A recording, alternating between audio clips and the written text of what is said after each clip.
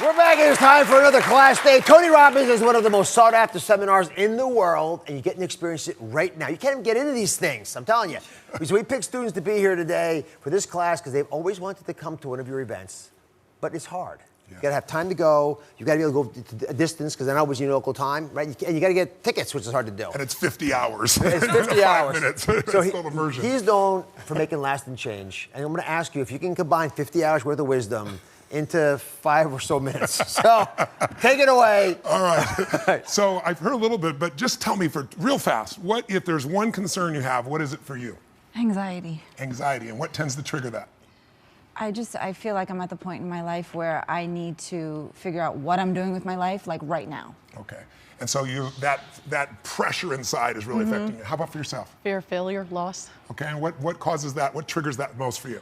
I've had losses in life. I've had losses, from my family, and I've always been really success-oriented. Okay. So I always want to exceed. I'm kind of an overachiever in a sense. And if you don't, it's not consistent with your identity, so it creates a pain. Exactly. I get it. How about for you?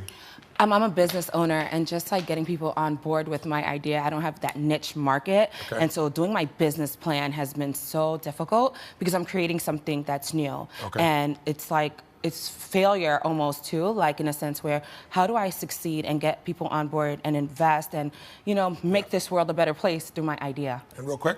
I get overwhelmed, and right now I'm overwhelmed because I just found out my mom has stage 3 ovarian cancer. And yesterday I was in Toronto with her and literally drove home so I could be here with you. Wow. So I could get your perspective on it because I'm trying to stay super positive, but I also have to manage my life. Yes. And I live here, so sorting that out. Let me, in a couple of minutes, let me just introduce all of you to just a simple understanding of concept. All of you have targets, things that you're after. If you're gonna get a new result, if you're gonna grow your business, if you're gonna be able to support your mom, if you're gonna get rid of the anxiety, if you're gonna be able to overachieve and not have all that fear inside of you, you obviously need to get a new result. You're gonna have to get new action. We all know that. You don't get new results with old actions, doing the same thing. Exactly. What human beings can do, this is a human being, believe it or not, I majored in art.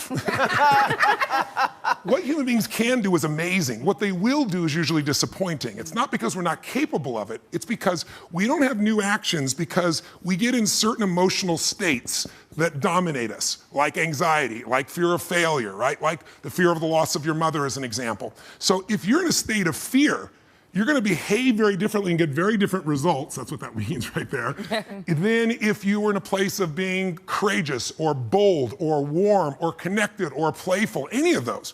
So the most important key to changing your life in any situation is to change results, you gotta change behavior, but to change behavior, you gotta change the emotional state you're in. Now, how do you do that when you don't feel like it, right? Or it feels overwhelming? There are 2 ways, and I've done this with the greatest athletes in the world. I've done this with 4 different presidents of the United States. I've done it with billionaire clients. All you have to do to change your state is not try to think your way there, like I'm happy, I'm happy, I'm happy, and do a bunch of affirmations. Your brain's gonna go, BS, you are not happy, right? What you need to do is make a radical change in the way you use what we call your physiology. It's a big word, it just means the way you use your physical body. The way I'm speaking right now, because I got 5 minutes also, is sped up just a little bit. But if I said to you, there's a depressed person behind curtain number 1 over there, and I'll donate $100,000 to your best charity, your favorite charity, if you could describe what they're like physically. Tell me what's their posture like if they're depressed. You tell me. Slumped over. Slump. Where's their head? Where's their head? Down. Down. Are they breathing full or shallow? Shallow. And are they talking really fast or more slow? Slow. Loud or quiet? Probably quiet. You're all saying the same thing. How's that possible? Because you've all practiced this crap before, haven't you? No. But here's what you can find. If you take that same person and you change the tempo at which they move, you bring their shoulders back and change their breathing pattern, if they make a faster gesture, if they speak more rapidly, it fires off a different biochemistry in you. And in that state, you will take radically different actions. In fact, I've taught this for 40 years, and about 3 years ago, Harvard finally did a study where they proved what I did worked, and they called it these power positions. And what they showed was if you stand, everyone can try this, stand up just for a moment if you want, everybody at home can try it as well. So do something really silly. Put both your hands on your hips like Wonder Woman or Superman or that stuff, right? If you stand like this and you breathe deep for just 2 minutes, what the science found was that you will absolutely increase your testosterone by 20%, man or woman. You'll drop your cortisol, which as you know is the stress hormone, by 22%, and you're 33% more likely to take action if you wouldn't have before because fear would have stopped you. Now, I don't have people just stand like this. I have people move, use their voice, make radical changes in their bodies. You can have a seat just to get a feel. I know we're short on time, but you can try it later and you'll feel it after 2 minutes. Or, somebody who's, puts their arms back like this and their feet up, that'll produce the same state. It produces more certainty in you. And that certainty gets you to take different actions. So if you are in a situation, you think of the worst scenario, your mom dying, no, my business goes under, I never achieve at the level I need to, all the things I have anxiety about, the minute you focus on them, you go into those states of fear, and then you behave fearful, and you get lousy results. And when you get lousy results, what does it do to your brain? You go, see, I told you I couldn't do this. It becomes this negative loop. So how do we break out of it? We change our focus by asking better questions. Everybody in this room can try this. Just right now, answer this question in your mind. What is it in your life that you're proud of? If there's something you could feel really proud of right now by focusing on it, your children, yourself, something you accomplished, you did, how many can think of something you could feel proud of? And I don't mean fake pride, ego pride, like where you're making things up. I mean, well, you really did something you're proud of. Yeah.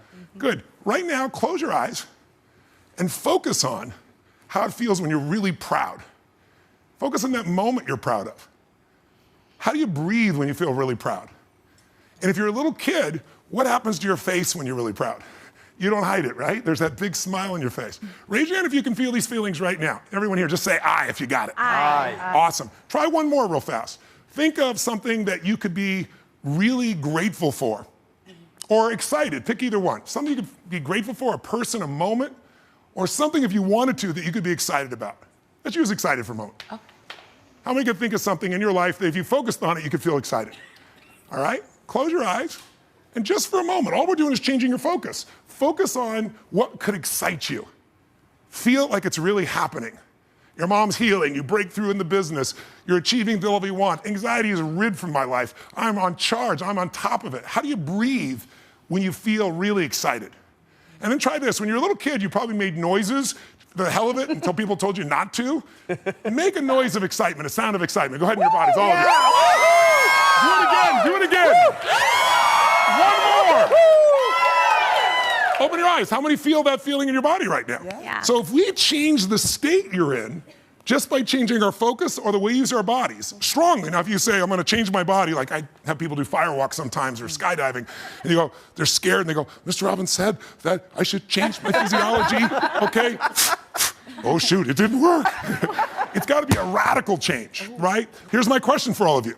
If you focus on what you want, life has probabilities. There's no guarantees, but you increase them when you change your state. And that's really what this is all about. Learning to change your body and learning to change your focus. And I'm going to invite all 4 of you to seminars you'll experience this for 4 days. Be sure to subscribe to my channel so you don't miss anything. And remember to check back often to see what's new.